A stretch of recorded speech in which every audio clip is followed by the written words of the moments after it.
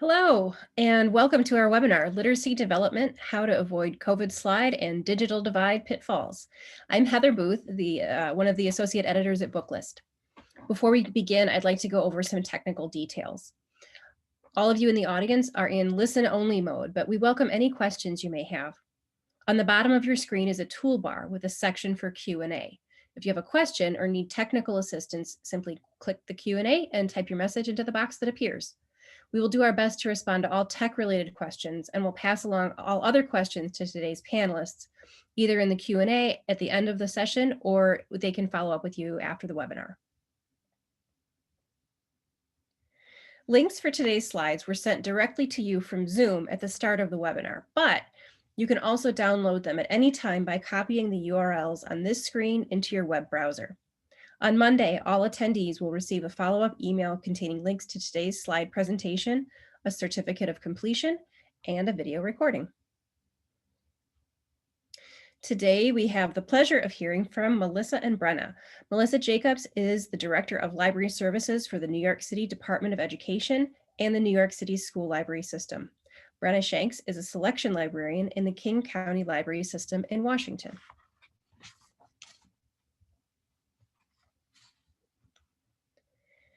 This webinar is going to focus on how to implement a large print collection for youth as a solution to the COVID slide and the digital divide. But before we get into our conversation with Brenna and Melissa, I want to share a little bit about how we ended up here. With this specific solution to these broad and difficult problems, while we do a quick poll. According to the National Assessment of Educational Progress, NAEP, the testing recorded in the nation's report card statistics, almost 2/3 of 4th and 8th grade students in our schools are reading at basic or below basic level. Last year, Project Tomorrow conducted a study of the efficacy of large print in student reading skills and mindsets and found that a majority of students in grades 3 through 12 reported improved personal self-efficacy around reading, and 1/3 of teenagers reported improved reading comprehension after reading large print formatted texts. All right, so if you want to finish up the poll here, we'll see who's collecting a large print for youth currently, and then we can see how the results turn out. And if we can move to the next slide.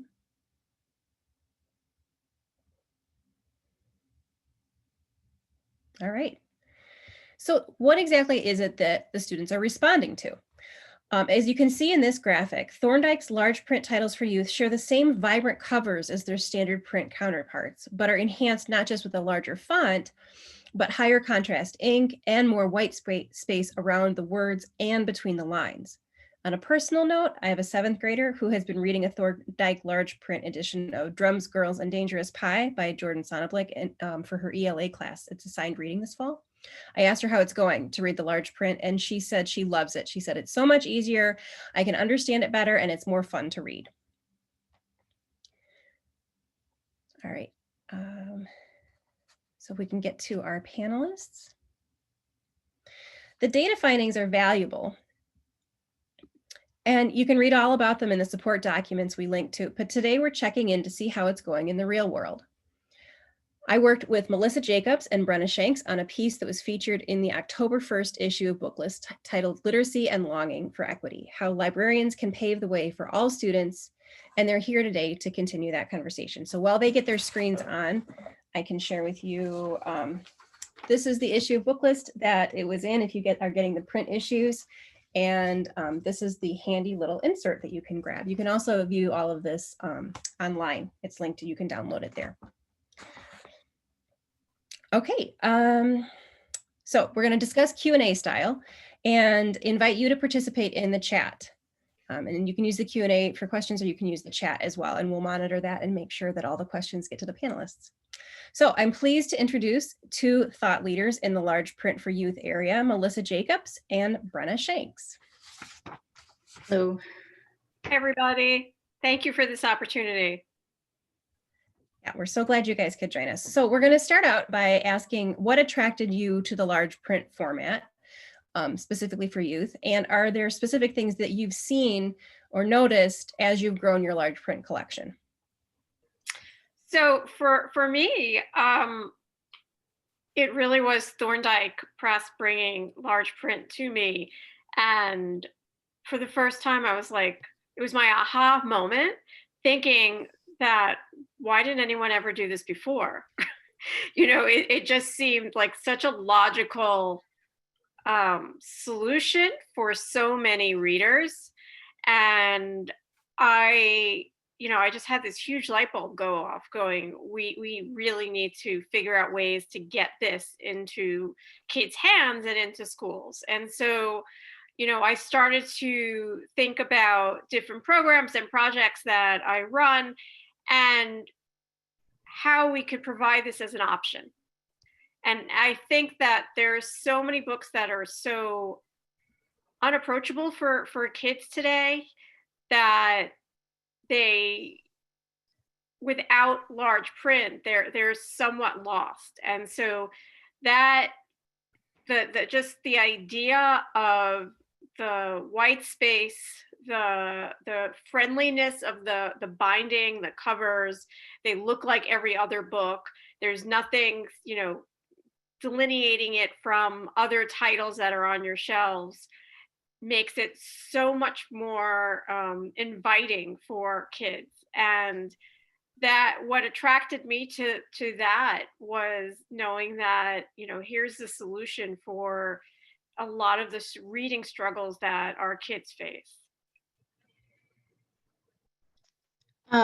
We actually have always purchased youth large print at our library system. I've been the teen material selector there for several years. And what we used to do was just include those titles in our large print standing order, which is pretty standard for public libraries. When Thorndike started doing their Striving Reader program, I sort of took that out of the standing order queue and started doing them as I do regular selection for teen materials, as I would any alternate format like audiobooks or ebooks. So seeing that they were putting an emphasis on getting the books out, especially the really popular stuff, I just changed my method because I knew it wasn't going to be one or two books in a given quarter. It was going to be a significant number that I could get now. So it was really broadening what we had and then looking at what we were doing with what we had. And it was great to see that they were starting to not just put out a few titles here and there, but looking at sales and popularity and picking things that kids want to be reading in whatever format, but that maybe is challenging for kids in some formats and friendlier in others. So, and for me, that seeing the popularity, the popular titles, we were running a specific program in New York City and providing collections to school libraries. And it was right at the time that I was introduced to large print for YA. And I decided to offer the collections that we had pre-selected as a large print option. And what was interesting was that, I just added that onto the grant form that we were distributing to librarians, and I would say maybe I got about, 5 to 10% of librarians that wanted this format. And then we had done a workshop where we brought in Thorndike and some other high-low publishers and introduced this as a format.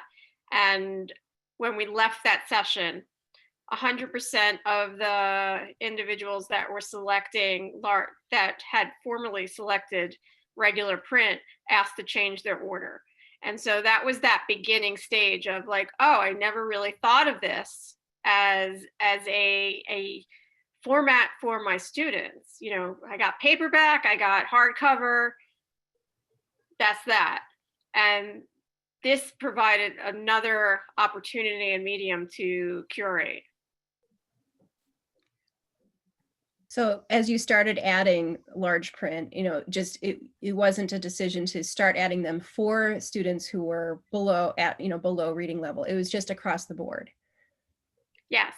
And I think that for me, I look at it as just having it as a part of the collection. I've stated this when it comes to LGBT titles and other parts of collections that have been pulled out and said, okay, this part of the collection is special and we're going to highlight it.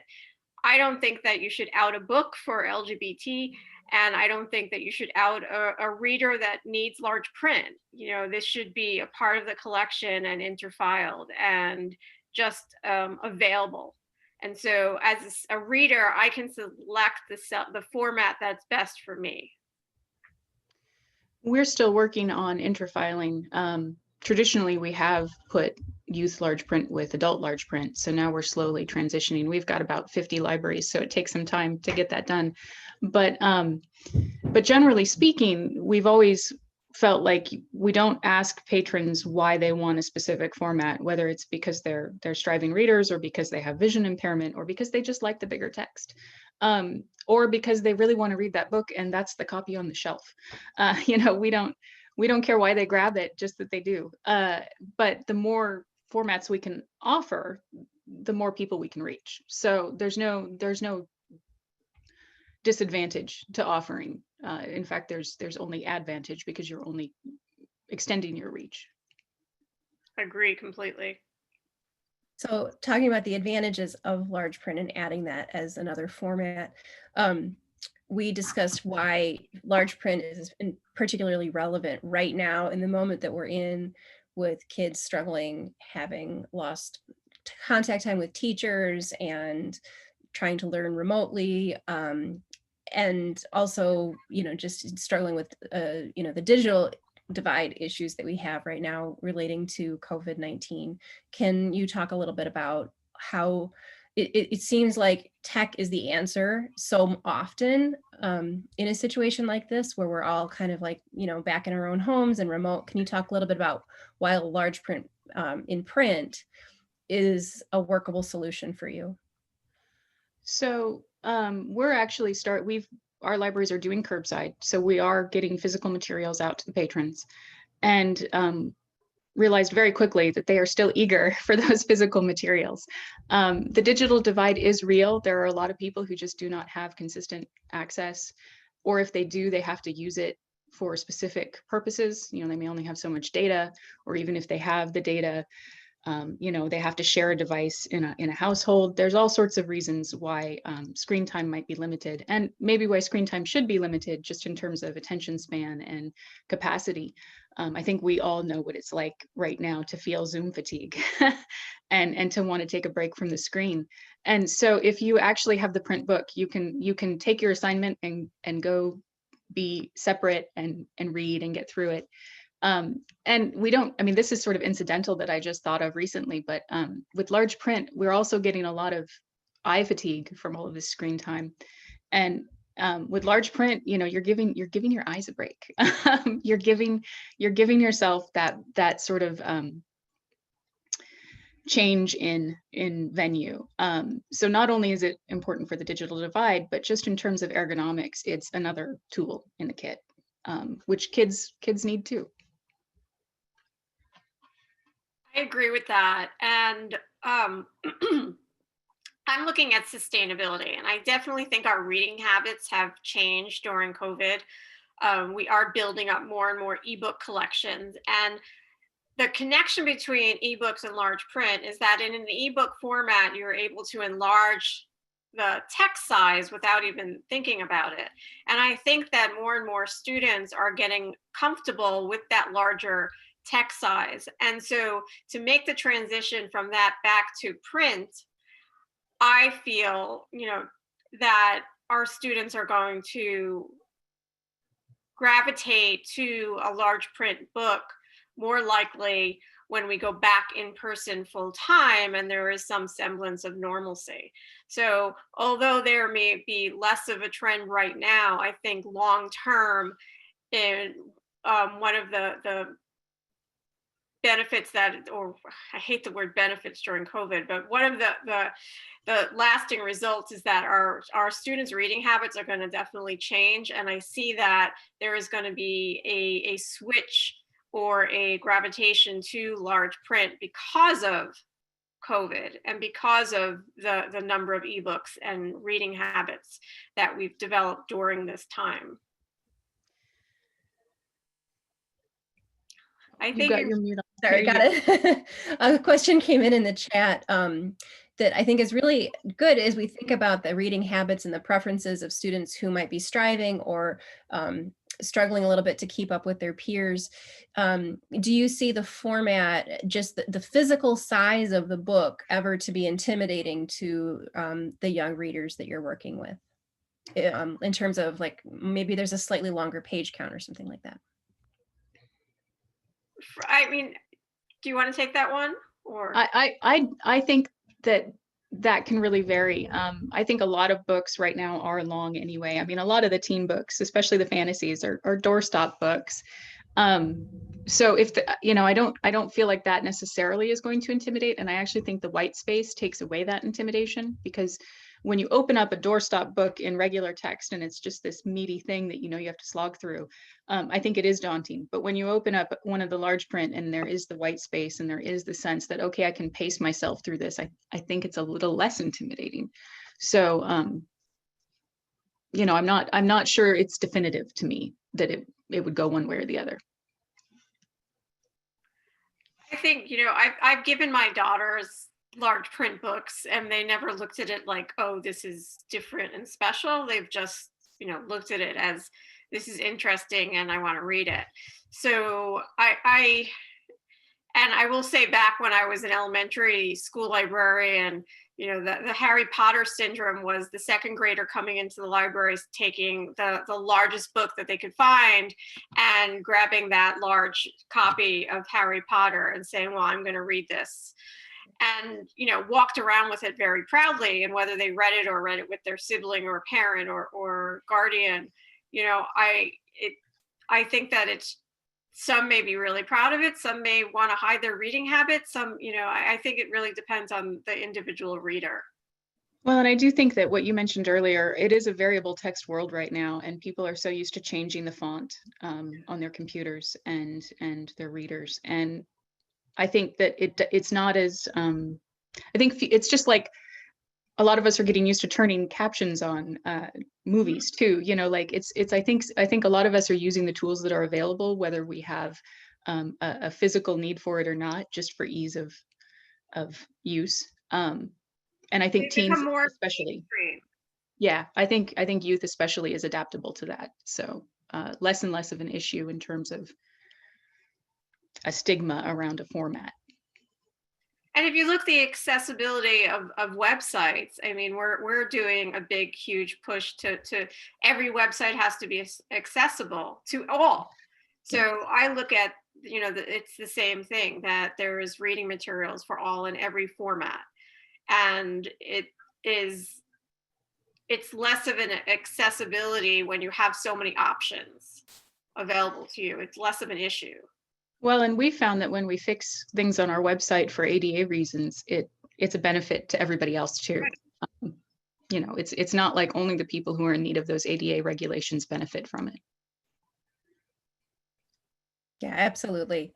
And I know large print has been talked about, and some of the Project Tomorrow study too, I think, did touch on using large print as an option for students who are English language learners. Have either of you experienced that as a solution or an aid for students who are acquiring English skills?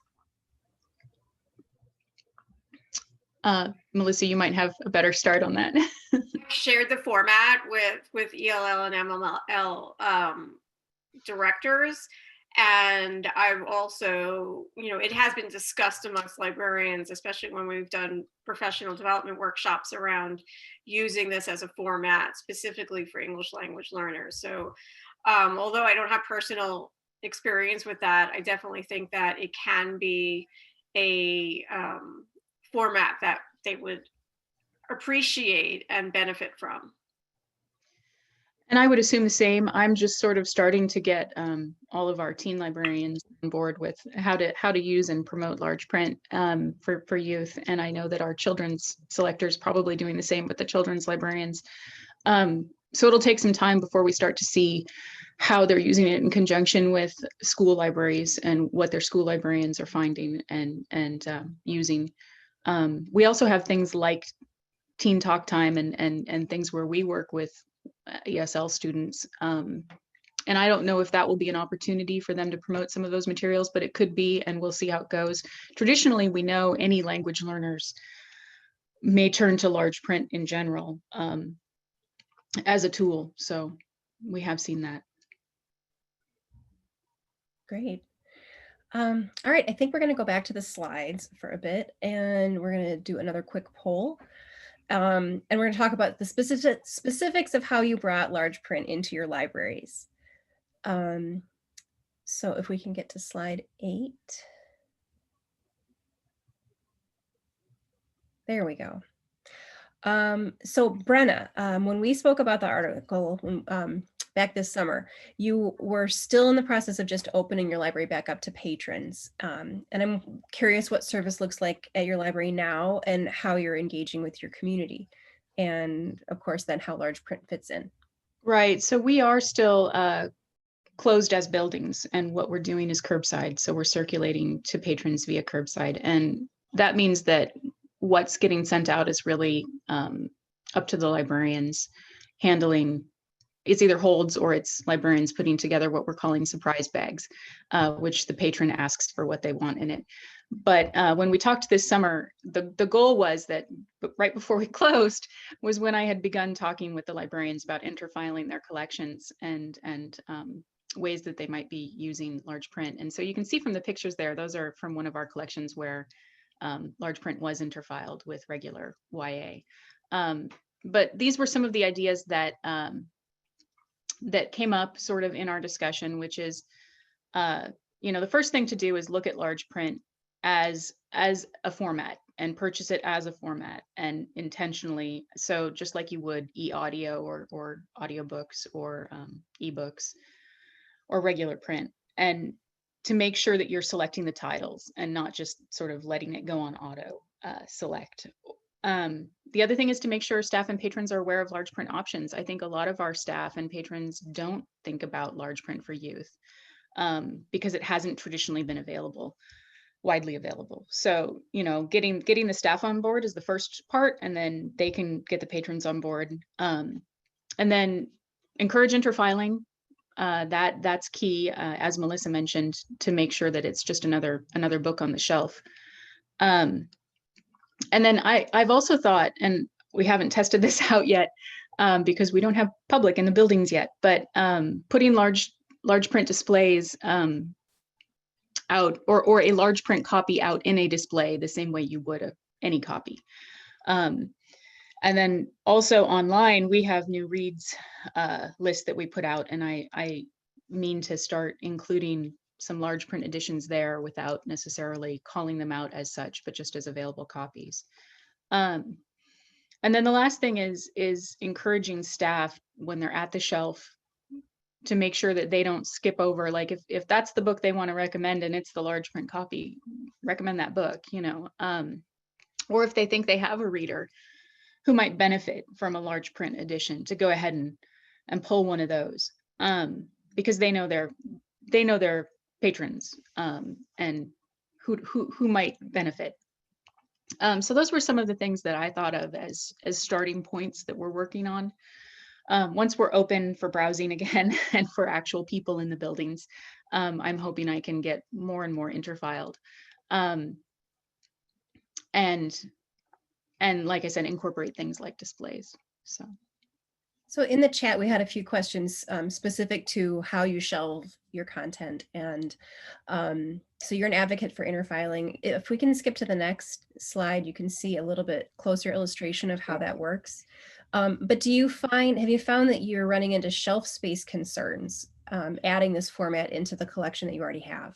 In some of our smaller branches, yes, which is why interfiling is an option at the moment and not mandatory. So it takes time. As I said, we have like 50 libraries, varying sizes. So it takes time for us to change a shelf location universally. And sometimes we allow for people to change that if their space is really at a premium.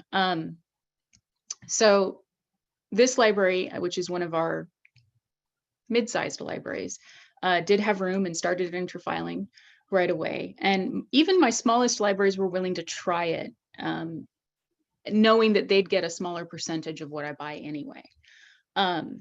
So knowing that it's probably not going to be, they're not going to be overwhelmed by too many books. So generally speaking, we try to interfile most formats into the teen area. But there are occasionally libraries where there's no room. And so we say, well, if you need to put the audiobooks in with the adult audiobooks, you can. But they have, they have to make room for graphic novels, and they have to make room for classics, and they have to make room for, so making room for large print is actually relatively easier because you're interfiling it with the regular fiction, which you have to weed and maintain regularly anyway. So space is an issue. We try to handle it without being too draconian on them. But generally speaking, most of us at libraries are used to managing space issues, and given enough time and enough room, we can figure it out. And I think the benefit outweighs the work in this particular case. I think you're just not going to get as much circulation if they're over with the adult large print. Ultimately, you'll still get some, because people will want that book, or because somebody does have a vision impairment, or because an adult checks it out. But you're going to get better probably by interfiling. I appreciated when you sent these pictures how when you look at the shelf, I had to look closely to make sure that this was a large print photo. Right. And it's just a small indication. And on the previous slide, I think you had 2 copies of Between Shades of Gray right next to each other, one regular print and one large print. And so that's, I think, a nice illustration too of how they just kind of fit next to each other nicely on the shelf. And actually her last book, Fountains of Silence, when I ordered it, I accidentally ordered the large print instead of the regular. And I think it took weeks before anybody noticed. So so do you have a separate budget line specifically for large print? I do not. It comes out of the regular fiction budget. So it's just integrated with my regular teen budget. I don't think I would change that, honestly. It is just another fiction edition, or nonfiction. I do break out formats. Well, everybody's budgeting process is different. Ours is fairly flexible. So, but other people have to line item every format. We actually have to line item leased versus purchased ebooks differently. So the auditor wants us to. So, everybody does it a little differently. But if you wanted to track, you'd want to separate it. But generally, I just include it with my fiction. Right. And I usually handle the lists in the same time frame as my fiction lists. Okay, that makes sense. Yeah. All right, so Melissa has some tips too, if we can get to slide 9. So here we see some tips for positioning and advocating for a youth large print collection. Melissa, can you share a little bit more about that process, what that process was like for you, and your work in advising other librarians in incorporating large print? So I really encourage librarians to interfile, and I'm a strong believer of not labeling, because I want it to be just a part of the collection. And so if you take the book off the shelf, you'll see that it is a large print book once you open it, but I don't believe in even putting a label on it to say that it's large print. So with that, making students comfortable finding it, looking in a record to see if that book is available in large print, if they were searching for it, and making sure your MARC records were current enough to have that as an indication, so that when the user did do a search, that they were able to locate it if they were specifically looking for that type of format. And I think that goes into erasing the stigma that it's, you don't need to, it's not special if you have to read this format. It's just another format, and it makes it much more accessible to a lot of readers that have issues. But it also just makes it, it's the book, it's the content, it is what the author intended it to be, which was, just a book to engage you as a reader. I think there's an opportunity in schools to collaborate with reading coaches and special ed teachers and occupational therapists and other classroom content teachers, and letting them know about the different formats. Because as librarians, we often look for those opportunities and those entry points into conversations with specialty teachers and content area teachers and therapists. And this definitely provides that connection to these different positions in the building, so in a school building. So I would use it as an opportunity to engage our other colleagues in those conversations, because I highly doubt that other educators are aware of this, because it is a fairly new concept, and I think Thorndike is really building up the breadth of their collection, but I don't think it's a well-known accepted format across the board yet. So it does take that opportunities like this webinar and other moments that you can leverage it with your teachers. And although there is not a specific budget line for large print in school libraries, and we're using the traditional funds that we acquire any part of our collection. Once you have these conversations with your therapist, with your administration, with your other content area teachers, use it as an opportunity to advocate for additional funds that we can, if we had 2 times, 3 times, 4 times the budget, we can easily build a collection and make it much more widely available. We could build up book club sets that are in large print. We've integrated this into our program. We have a program in New York City with the Tri-Library system with NYPL, BPL, and Queens that we collaborate with them with My Library NYC, where we do interlibrary loan. And we have over 10,000 text sets that we lend out to schools, and we've built large print sets so that they become more and more familiar with the collections and the medium. And so I was like, this is an opportunity to really expose everybody to this format.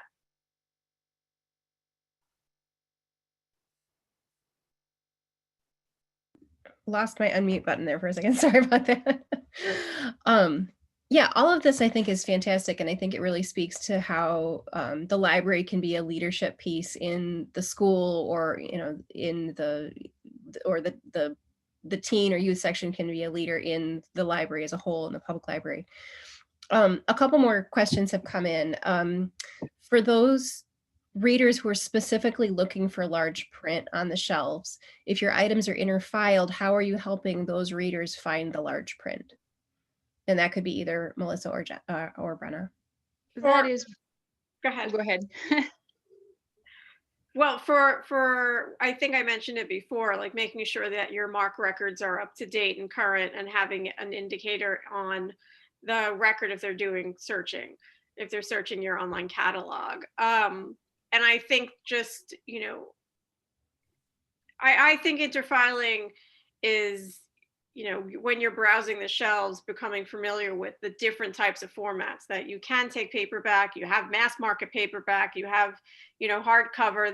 There was also a conversation, that I've had, that teens like to have paperbacks because they could shove them in their pocket, or they don't have, other kids get to see them reading, but at the same time, they're not durable for long-term use. So, it's balancing all these things and just making them widely accessible. And we do put that small little LP in the call number, which is similar to how we designate our genres. We put a little S for science fiction and a little R for romance. And so, I think you can put a designator in if you need to, or if you feel like it's valuable. But I think there's also, like you said, benefit to not labeling the book. So that's sort of just up to individual systems and how they track things. I will say that just recently, looking at through the large print titles in our catalog, I was pleased to see how many were out circulating right now, which means they're circulating on holds, because that's pretty much the way that things are going out for us right now. But some of the more popular titles, I didn't have any on the shelf. They were all out. So, I think that the people who want them and need them will find them because you have it in the MARC records, because they know where to look on the shelf. And I think, what's often going to happen anyway, because it's not, not everything gets a large print edition. At some point that patron will probably go and look in the catalog, because they'll be like, well, does this even exist? In which case they're your MARC records. We'll catch it for them. So. Mm-hmm. Well, that leads nicely to our next slide, which is the fun stuff, title selection. So we know large type from Thorndike is, we know Thorndike offers over 500 middle grade and YA titles in this large print format. So how do you pick? And we had one of the questions come up in the chat in terms of, is this a format that you could suggest to a reluctant reader or someone who prefers graphic novels? So how are you selecting your titles from this list of over 500 and growing? So I think, years past when we were working with building collections for a school, it's just a matter of making it available. And so if you would buy multiple copies of a title, instead of buying all three in hardcover, making one available in large print and just integrating that into it. And so the fact that they have, when you asked us for selections of our favorite titles in large print, that these are popular, well-reviewed titles that kids are reading and want to read and are on the top of everybody's lists. And so, if you're buying multiple copies, make sure a large print is a part of that selection of copies. I also think that, you if you have an opportunity, to just try it, that you take that opportunity and just don't look at it as something, out of the ordinary. And you have, if I buy, I can't do this because I don't have the money to buy an entire collection of large print, I think that you can slowly start building up that collection. And I definitely start with the bestsellers and the award winners. I mean, that's the easiest place to start. Those books are going to go out anyway. People want them. And some of them have quite a bit of longevity. Part of the reason I put Hoot up there was because I was looking and I was like, oh, I actually need to replace the large print editions of his books because they're circulating to the point where I only have a few left in some cases. And they had some of the highest turnover on my report. So I think that if you start, if you can only do a little bit, start with a few bestsellers and some award winners.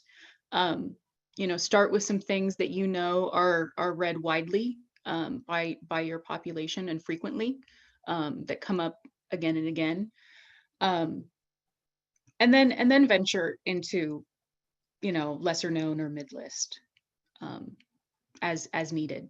And you might get requests for specific things too. I have gotten large print youth requests.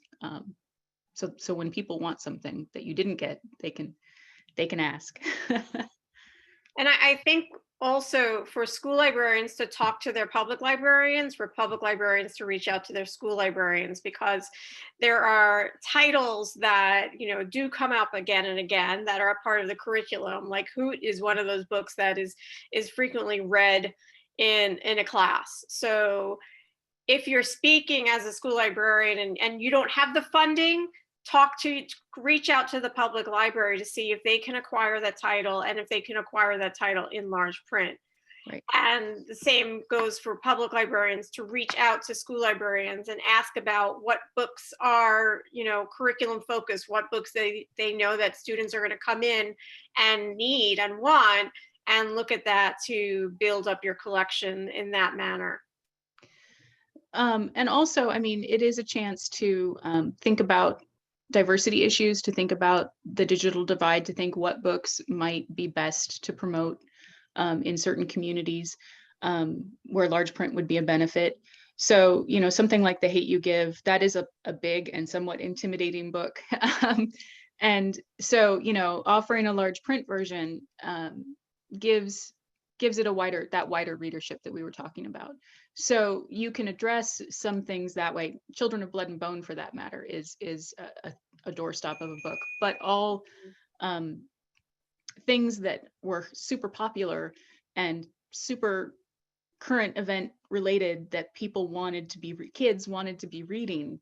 So giving them that extra version can bridge some gaps that maybe we couldn't otherwise bridge. And when it comes to working with the schools, I know our system struggles with, we can't really do like classroom sets for schools because we don't have the money either with as many school districts as we serve. But we can make sure we have some copies that are available so that the students who want that large print can put their hold on it and get it, and so it's really about just bridging the gaps where you can find them. We know there are so many, I mean, both with diversity and with digital divide, there are so many places where, where we fail. Not, we have the best of intentions, but we just can't reach some kids, and any extra tool is a good thing. So, and I think that's also one of the benefits that we're seeing things like Brown Girl Dreaming and Stamped in a large print edition as well. Yeah, and in the print piece that we did in the October 1st issue, we talk a little bit more about that, how to reach out into different parts of your community, and how large print can really help to lift those students that are struggling. And sometimes, we do see a lot of connection between economic disadvantage and reading disadvantage and things like that. So that's another place to look for that. And then I had another thought, which is now totally escaped my brain, so I'll just let you continue on. Did we have any other comments on the title selection? Just I've been excited to see so many of the, I mean, I know things like, Rick Riordan circulates like mad in our system, and the large print as well. I was just looking at that and I need to replace it. So being able to get the bestsellers, being able to get the award winners and sort of the current topical things like The Hate U Give or A Long Way Down or Stamped, the things that people are buzzing about in a timely way, not 2 or 3 years later, to get them out into the hands of people is, just hugely important in general. Are there situations where you'll choose to purchase, if you have limited funds, you'll choose to purchase the large print over a traditional print? That hasn't come up in our context. It's always been, I sort of just scale it. I'll get, a certain number of regular and then a certain number of large print, and then I often let holds, if holds are going to push it. Like I think my starter set of The Hate U Give, I added to like twice because holds kept pushing it up. But if I was in a situation where I had to choose, I couldn't do like a 1-for-1, which would be ideal. If I was in a smaller library, it'd be nice to say, well, I can get 1 copy of the regular and 1 copy of the large print. But if I had to choose between, there's really no downside to choosing the large print version. It's the same content. If somebody asked, you'd have to say, well, we're just trying to make it more accessible for everybody. But I don't think you'd probably get any pushback. So I would go for large print. And I also specifically, Thorndike has a really good binding also that I think is very durable. And I don't think that I think it's worth every penny. Well, and the cost, that has been an issue in the past, was that large print cost more, but that's less and less true. They're sort of comparable, especially if you're dealing with vendors and have discounts.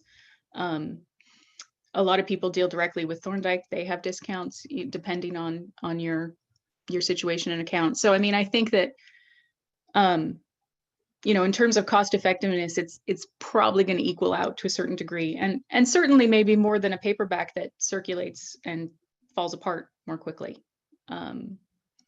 So, I don't think that the cost benefit issue is a factor anymore, at least not as much as it may have been at one point.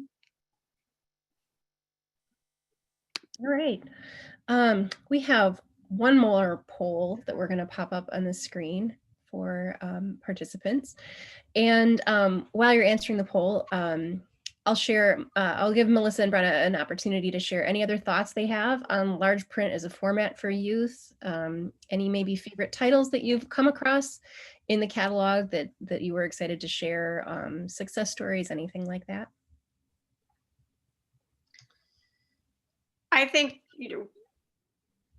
having the opportunity to introduce it to as many people as possible, and for me, I work and oversee so many schools and so many libraries in the city that I introduce it when I have that opportunity. And once librarians realize that it is a really engaging format that does not take away from the experience for the reader, and that it actually has benefits that are add-ons, I think that they're sold on it.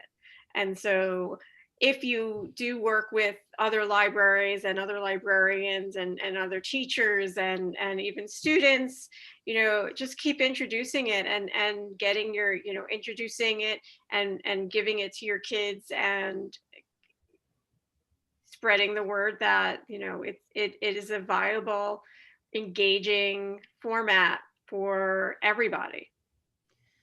I think that most of the librarians I work with are all about removing barriers, and this is another way to do that. So most of them are an easy sell on a new format that may, or an old format reintroduced, that may give them another way to break down a barrier.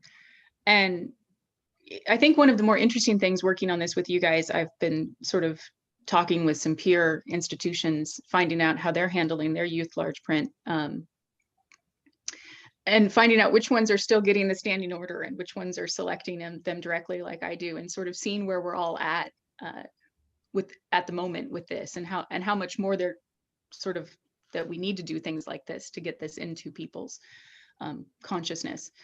I think that's been interesting to see, because sometimes I go about doing my selection assuming everybody's doing something somewhat similar to what I'm doing, and then talking to people and realizing no, maybe they're not.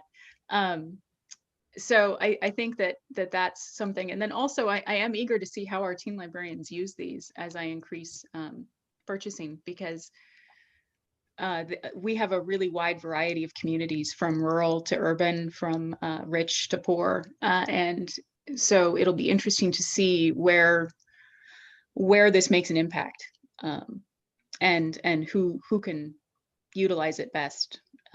Should be good to see in the coming years. So I'm excited to see the when we go back to normal, back to the future.